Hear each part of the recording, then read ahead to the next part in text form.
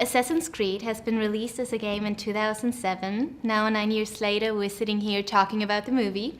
How much of the legacy of the game did you incorporate in the movie?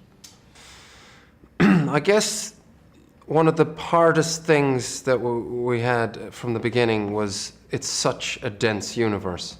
You know, Ubisoft gave us these Bibles that were like, you know, this thick, and our main sort of concern was how are we going to distill all of this into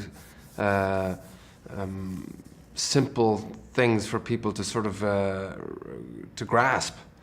So we tried to sort of keep the real sort of tent poles in place. So it was like Templars, assassins, genetic memory, and essentially genetic time travel through the animus, and the Apple of Eden, the artifact.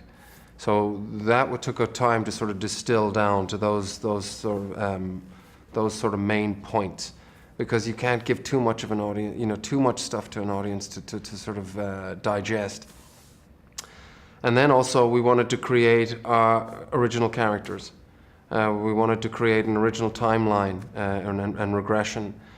We thought that it would help both Ubisoft and New Regency and DMC. We all felt that would be a wise thing to do, because we wanted to set up our own camp, and this is a film and it's not a video game, and so in a way it gave us a nice bit of distance, but we were still, you know, honoring the sort of real key elements of the game.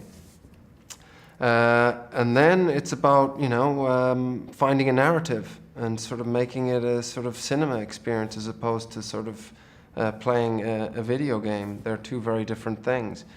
As we've seen in past films, it's difficult to do that translation.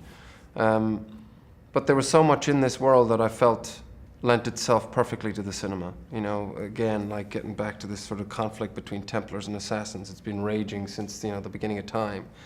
And they're two different ideologies battling it out for the future of humanity, and sort of, you know, and the core of that, this concept of genetic memory, that we carry the experience and memory and knowledge of our ancestors.